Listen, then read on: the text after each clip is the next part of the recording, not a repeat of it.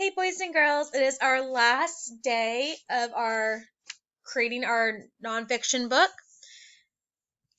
So we are now on section 5. If you have not done sections 1 through 4, please go back and do that first. So I have my day 5, my nonfiction book pulled up. You're going to have your student copy pulled up. Now you're continuing to add on to what you have done the previous days. I also have pulled up my day 5 writing note-taking. This was done a couple of weeks ago. So remember to pull up your day 5 of your note-taking paper.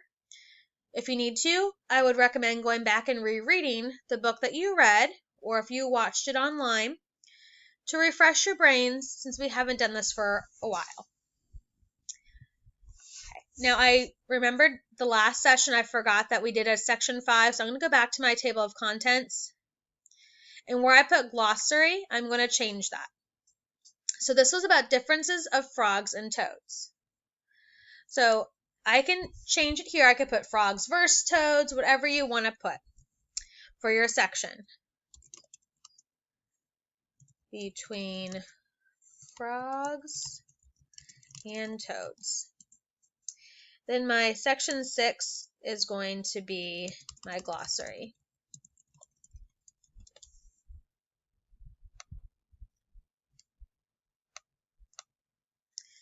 Okay. Actually, I'm going to put frogs versus toads instead. That one sounds more fun. Frogs versus toads. That kind of sounds like a fun heading, which it also means how to compare and contrast the differences of frogs and toads. Then my 6 will be my glossary. So I have my title page, my table of contents. Now I'm going to scroll down. I have my, if you want to, you can kind of go and put these all at the top of your pages. You can see the page break right there.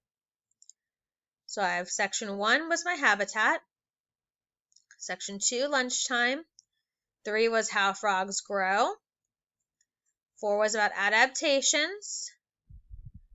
I'm just going to copy this so it's easier to make my section 5. So what you can do is highlight, right click, and click copy. I'm going to scroll down. I'm just going to click enter, enter, enter, enter, enter until that goes to the next page. So now I have a blank page where I can do my section 5. So I'm going to right click and click paste. That goes up there. You can just click it down. Now section 5, I said it was frogs versus toads. So I need to keep the same title here.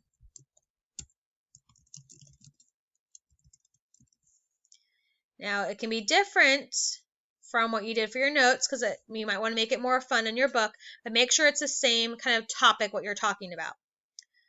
Okay. And then I want my text. I'm just going to click. Hopefully you guys can get this. If not, if you need to just click and start typing, that's okay. I want to get the same size. Okay. So I'm going to go back and reread my notes to see what I wrote about so I can figure out what I want to start with. So I have frogs. So the section was frogs. They lay eggs. They spend most of the time around water. They have teeth in their upper jaw. Dry land. Their skin is bumpy. They have no teeth. Okay, so I'm kind of remembering what I read about. So now I want to talk about, to teach somebody about how frogs and toads are different. Okay. Now, toads are a type of frog, but they have many differences. Frogs live around water, while toads live on dry land. Because that was something that they're different about. Frogs live in the water, or live more around water, and toads you're going to see more on drier parts of the land. Let's talk about, so I talked about where they lived. Let's talk about their skin. Frogs have moist and smooth skin. Toads have dry and bumpy skin. Frogs have long and powerful legs to help them jump. Remember about toads? Toads have short legs for them as they walk more on the ground. Toads have short legs for walking.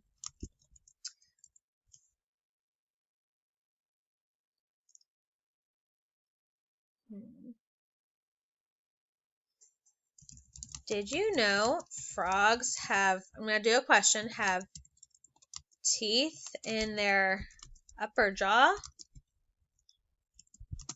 So did you know frogs have teeth in their upper jaw? Toads have no teeth at all. So what we have here, teeth in the upper jaw, they have no teeth. We can talk about their eggs. So frogs lay their eggs in clusters, which are groups or groups.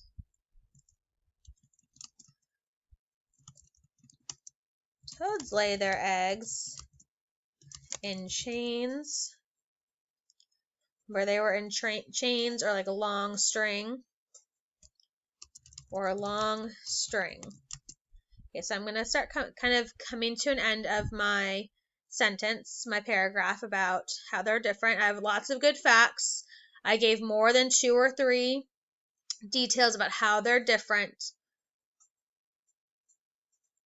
Strings. Their bodies are made for where they live.